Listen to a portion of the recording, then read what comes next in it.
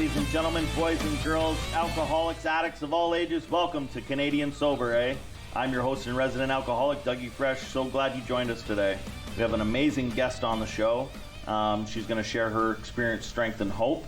And I hope you guys get something out of it. I know you will get something out of it. I've gotten something out of it. I met this lady probably a few years ago. I used to do a recovery sober New Year's Eve dance at one of our local churches, mainly just to give somewhere for the addicts to go that didn't want to attend the local dive bars. So we had over 200 people that attended the first one, and it was just amazing. I walked into a store, asked this individual if she'd be willing to donate something to the dance, and she said absolutely. And she asked what was the dance for, like what was it celebrating, and I said it's a sober dance. And that's when she confided in me and said, I'm in recovery too. So I think since that day we've just become really good friends, and I consider her a friend today. I consider her and somebody that I can talk to about recovery without feeling shame or stigma or anything else like that. So Canadian Sober World, meet Genene. Genene, hi. Welcome to Canadian Sober. Thanks for being here today. Thank you for having me. Thank you. Oh man, so the people sitting at home right now that have no idea who Genene is, can you share a little bit of your experience, strength, and hope with the world? I can, in a nutshell. Well, I'll take it back. So I've been sober now for June 12th this year will be 5 years. Wow. 5 years sober. Nice. But my story dates back, so I think it was a whole process in the works for the last probably 15 years. But it was 5 years ago that everything kind of came to a head, and I think at that point I had to make a decision, or a decision was made for me actually.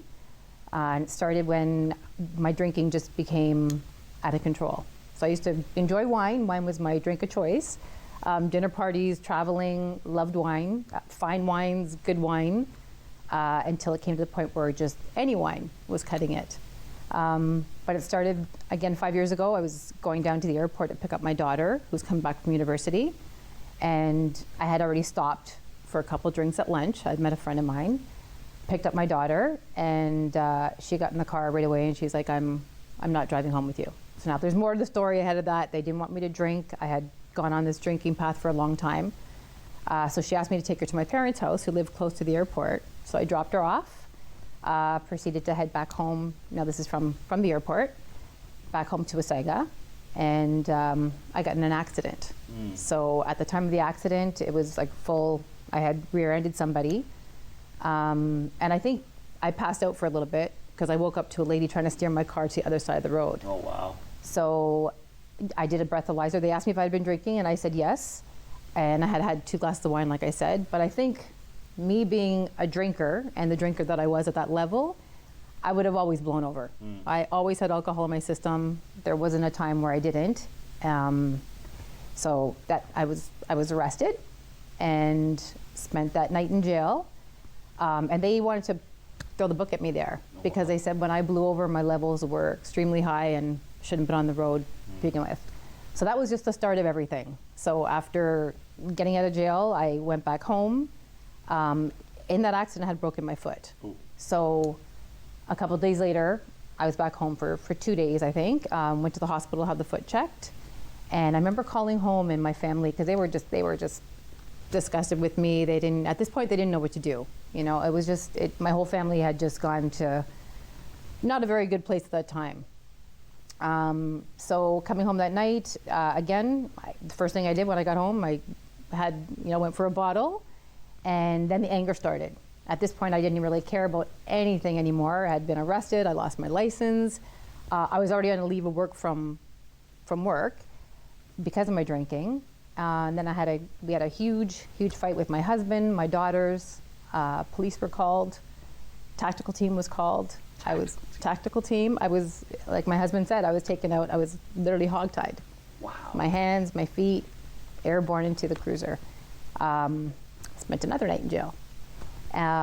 So after that, I was released, but I was banned from my house for 4 months.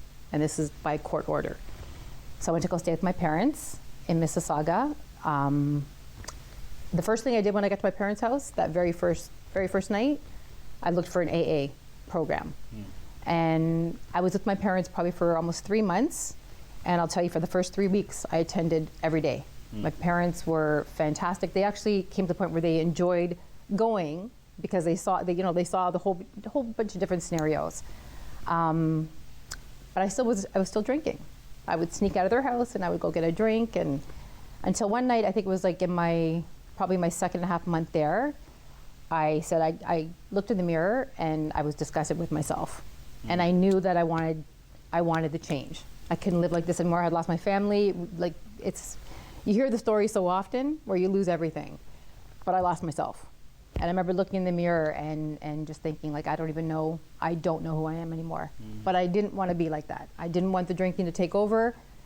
I wanted to make things better. I had no idea how to do it. But that night, I went out and I remember buying a big 40 of vodka, and I drank the whole thing.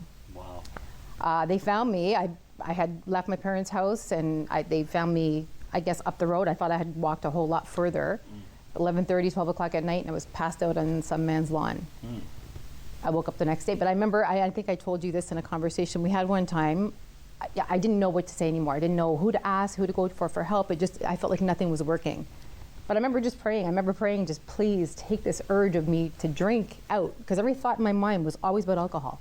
At work, I was thinking about alcohol. I'd watch a movie, I'd see somebody drink, I wanted to drink, and it went on.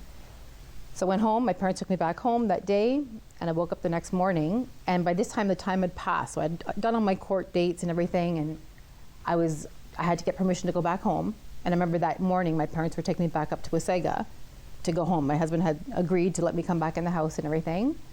And I did. I drove back up, and I remember him saying, he goes, this time, you have to make a choice. It's either the bottle or it's your family, and you now have to put the work in. And I remember him saying that. I thought, you know what, I worked enough, but I knew I had to do it just to get back. And I'll tell you, Doug, I went back in the house. I had never touched a drink since. But there's a whole process again that goes with that. And it was every day. I think the first 3 months I probably still wanted to drink. I probably still had that urge in me. I didn't go through bad withdrawals or anything, because I always just associated the destruction that I caused with the drinking. So I think that was my thing to make it a little bit easier. Right. And then we also talked about the 12-step program as well.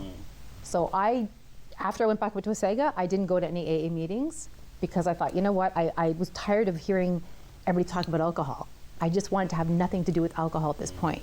So every day I just put my thought into something else. And for me, it was like, getting through the court dates and coming up with money to pay for my lawyers, and just, maintaining my relationship or rebuilding it with my family, who were super, super supportive. I have to lead with that. Like, I couldn't have done it without my family and friends. They say, like, you need a community, right? Absolutely. You need a community around you. So, like, who would be, like, obviously your husband, your daughters? My parents, my husband, my daughters, and it took time for me to rebuild that with my daughters, because at the same time, in a selfish sense, I was, they were so worried about taking care of their mother, and I wasn't even going or understanding what they were going through, what their needs were, and my husband as well. Everybody's trying to maintain everything. So definitely, I have fantastic friends.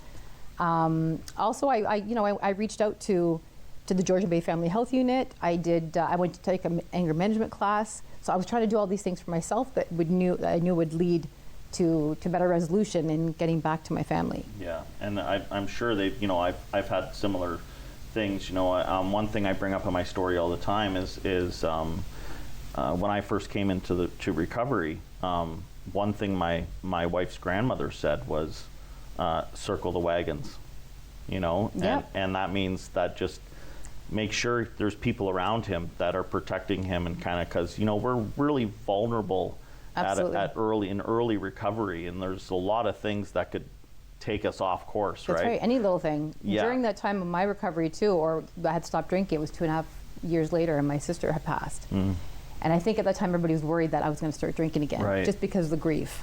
Because part of my initial reason for grief, we lost a son years ago. So we had gone through that, and our house burnt down. So there's all kinds of things, but I realized, like my husband always said, you're self-medicating, and it doesn't fix anything. It just worsens the scenario, and then you find comfort in just not caring. When you're drunk, you don't have to excuse your actions anymore. Right. But I knew I wanted more. I wanted more to make them proud. I wanted to make myself proud. So it's a work in progress, but it's day by day. And everyone has their own technique of overcoming drinking. It doesn't have to be the 12-step program. It doesn't have to be AA. It doesn't have to be, it could be whatever you resonate well with. And that's why I love that you're here today, because a lot of people I know that are in recovery, they do this 12-step programs, they go to all these meetings, they do all this stuff, and I know so many people like yourself who don't do any of that, right? And they do other things to stay sober. Exactly, but I think it depends on personality as well, because I knew I didn't want it to be in a scenario where something happened and then we all backslid and then I would put the blame on somebody else when I had no one else to blame but myself. So I took full responsibility. I remember taking the bus 2.5 years because I had lost my license, and it was the most humbling thing for me when I went back to work. People had known what I've gone through. And then again, like grown woman, I was in a management position at the time or just before that.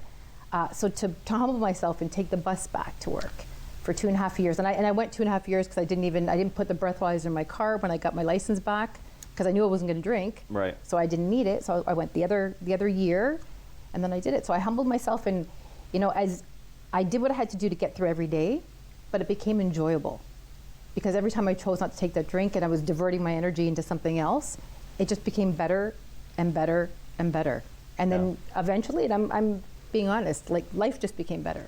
Yeah, absolutely. I think that's the thing I was worried about when I got sober, was that whole aspect of I'm never going to have fun ever again, right? Because I'm not drinking, right? But I have more fun today. Same. Yeah, I do, and you're there, you're present. Yes. Right. So, and I remember things. I used to go out and have dinners and parties and everything, and it's like, what? You met them yesterday? What? Ooh, no, I didn't. Yeah, but. And you don't have to call them the next day to apologize. Exactly, for your or wake up and thinking, oh, like what happened? I was in a constant blackout state all the time. So I totally understand that. Now it's just so much better. You remember things, you have fun, and and people appreciate it more. One thing, I interviewed my brother-in-law a little while ago, and one thing he said was that we all knew you were a drunk, except you, right? Like, it's so true. You think you're hiding from the world. People can't tell. It's just So did your family, like, did everybody kind of know that you had a problem, but they just maybe too afraid to say it? No, or? they were saying it outright. Really? I was just too afraid to accept it, or to. But I think it's subconscious. You know when you have a drinking problem. You know when it's out of control. It doesn't feel good. It's not. Yeah, they never hid from me. It was a constant problem in our house every day. Like it was battle royale for years in my house. Right. Because I wasn't taking ownership of it, and I thought, you know what, I didn't care. I just have another drink, because then I could just excuse it. Yeah. So one thing that interests me is what do you do on a daily basis, right? Like stuff that it could not mean anything to you. Maybe you don't even know you're doing it, but what do you do on a daily basis to make sure you kind of stay level-headed? I just live my life and I enjoy what I'm doing as I do it, whatever that may be. I don't have anything concrete that I say, I'm going to go read a book or I'm going to go for a walk. I don't do anything. I live. I have a friend that told me years ago, Genene, life is for living, just live it. So somebody like yourself, you're on a TV show right now, you're talking about addiction, you're talking about mental health. Why is it important for you to put that message out there today? Because I was the one person in the world that never thought I would come out of my scenario. I thought it would just worsen and worsen until it killed me, or something happened and I could have killed somebody, drinking and driving, or in my anger fits or anything. So it's so important, because no matter who you are or what you're doing or whatever, you can always come out of it. If you want to be out of your scenario and make it better, you choose not to have that drink or whatever the addiction is. You choose not to stay in that. It's fine to go through it, you just don't stay in it. Yeah, and there's a lot of support out there. There's help everywhere you look. Yes. Even in talking to somebody, I think the minute you mention it, and it's prevalent everywhere. Like bosses, employees, friends, it doesn't matter who it is, and people can relate. And a lot of people, they want to help. Nobody wants to see you in a bad state. No, and I one thing I think that goes against us as addicts is alcohol's everywhere now. Yes. It's so accepted today in society. You know, you can't go to a movie theater Yeah. without having a beer. You can't go play golf without having a beer. You can't. There's so many things today that just involve alcohol. If you were to say something right now to maybe the Ontario government or somebody, what would you say when it comes to that aspect of all the advertising, all the beer in corner stores?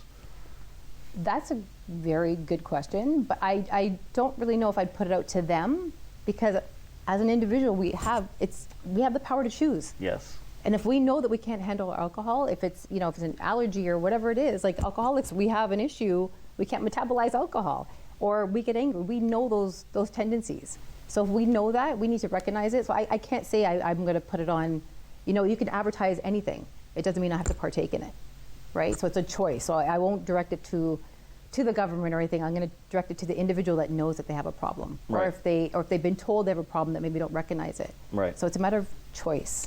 Yes, I agree. One thing you talked about a little 5 minutes ago was Georgian Bay. You went there for some help. I did. Tell me a little bit about that. Yeah, they were fantastic, and it was always like very supportive. And if I couldn't make, a meeting, say to go to Collingwood because I was in Wasaga and the bus system or whatever, there's offices in Wasaga. There's offices everywhere. They were very supportive. There was nobody there that judged. They're generally all just there to help you. If they couldn't find the sources that you need to help you, they would actually, redirect you to somebody that could. Yeah. So there's all kinds of support out there. Yeah, and that's for the viewer at home. Like if you're struggling with something, don't feel ashamed to reach out and ask for help from one of your local, facilities. That's right. And we had Shauna on from the Collingwood Mental Health and Addictions. Okay. On episode 2, and it was fantastic. Right. There's so many things out there that are right under our nose that we have no idea they're Exactly. there. And if we reach out and ask for help, maybe we can lessen the damage that we do. That's right. And there's nothing, sorry to cut you off, there's nothing embarrassing about asking for help for a situation that you want to get yourself out of. I think people, I know in my case too, for all the years and all the support that I got, it was more, they respected me more because I was trying to change. I was trying to get out of the issue that I was in. So you mentioned wine, that you were a wine drinker. Lots of it. Right? Yes. Tell me, do you think mommy wine culture still exists? Mommy wine culture? Yeah. So like parents that get together and they only have play dates with their kids and stuff because they know they're going to be drinking? I guess it could be like that, or it's an excuse to get out together and drink, but well, everything was an excuse. excuse to get out to drink. Yeah, or we'd find ways. Yeah, but again, it just goes back to choice, because there's some people like me. I wasn't going out and doing mummy days. I was at home cooking and drinking a liter and then another liter. So, and that's the problem. So it's any time. There's no rhyme or reason. But yeah, if it gives you an excuse to get out, then absolutely. Yeah. Yeah. So if you're sitting here right now and there's somebody at home sitting there and it's a exact replica of you, what would you say? The first thing is that, number one, it can and it could get better if you make the decision to get better. Every time especially when you know you're ready to stop drinking, every time you want to have that drink, choose not to. Yeah. And it's as simple as that. Yeah. So would you say over the past, you said you're coming up on 5 years. 5 years. Right? Your story amazes me. It really does. I couldn't see myself doing what you do, but like you said, everybody has their own paths. Right. Everybody does their own things. You look at the life you've kind of built in the last 5 years. Isn't that crazy? It's a beautiful crazy, but yes, it is. I've established, relationships. I've bettered relationships. And just recently too, I opened a business. It started as a little passion, and then it just kind of grew into what it is now. And again, I said I wanted to do something now, and I think through everything that I've learned is I extracted all the good that came from the bad. So I was able to combine it and put all the things that I love in life into one factor. And the name of the company is called Energy, and soul after my son that passed.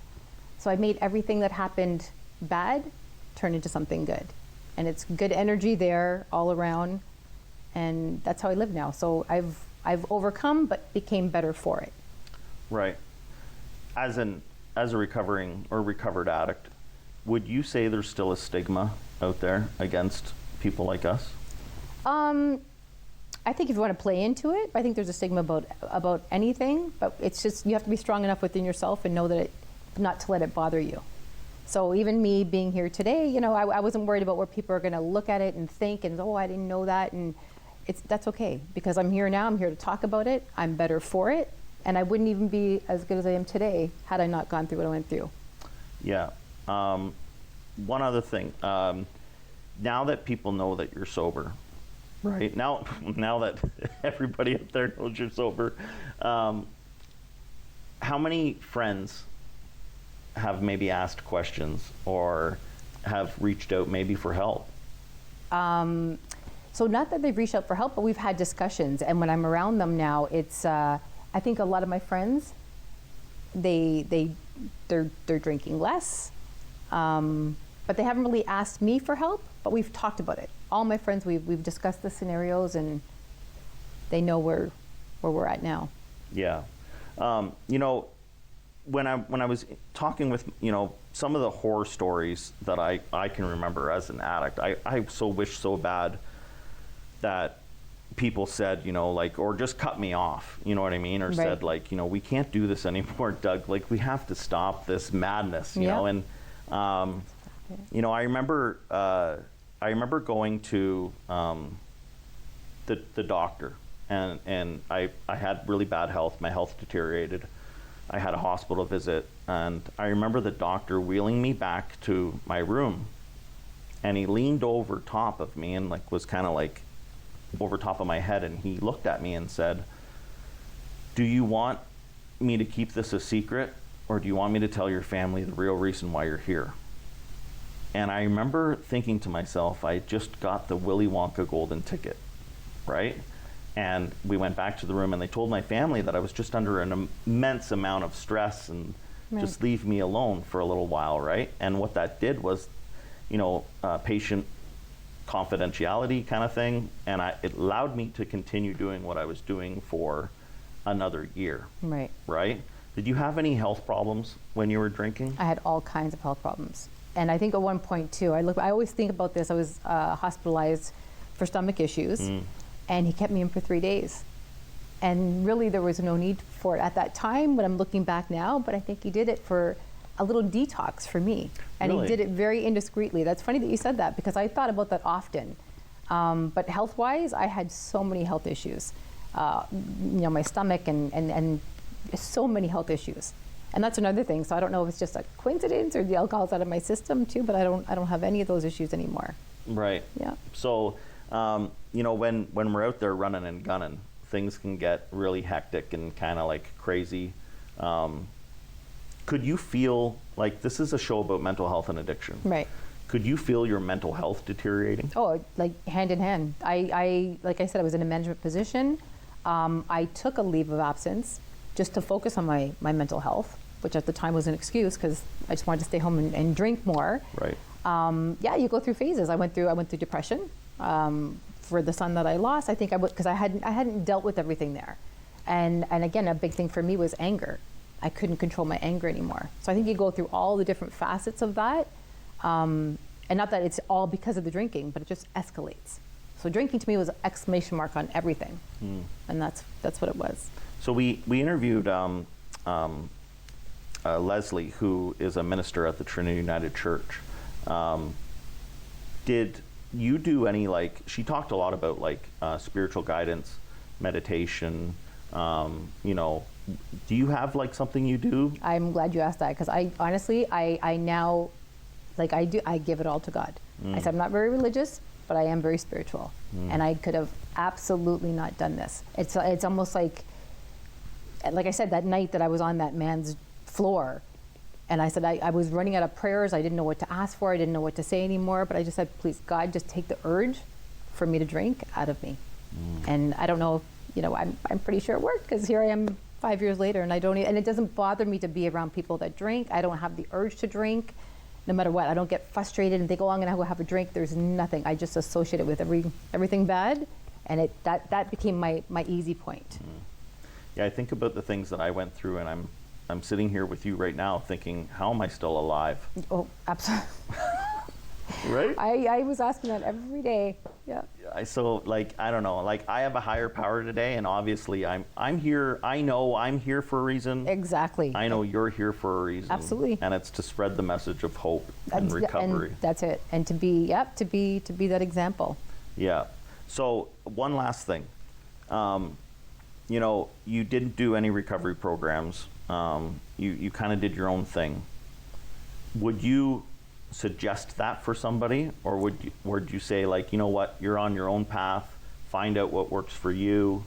Like, what would be your advice to somebody? That's exactly it. I think every individual is different, and like I said, different things are going to resonate with different people. So whatever you know what that feeling is, or what you want to keep on with. So it is different for everybody. The 12-step program is going to work fine for people. Some people, they need social groups. Some people need mental health counseling. Some people just need to live every day and just take it for what it is. So it's different for everybody. I think you just have to find your thing. Your knack. Yeah. Your knack, and surround yourself with positive. Oh, absolutely. Like-minded. But when you become positive, it's like it attracts you. It's like a magnet. And Yes. it's just that good energy. Just like when you're drinking and you're in that foggy place, you're giving out bad energy. You're attracting that.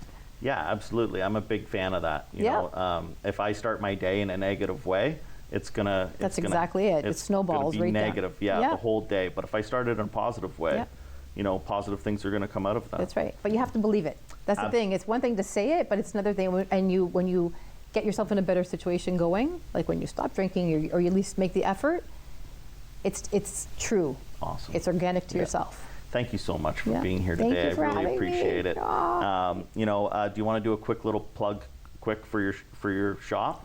It's okay. It's a boutique thrift store. It's in Stayner. It's called Soul Energy, and come down and see me for.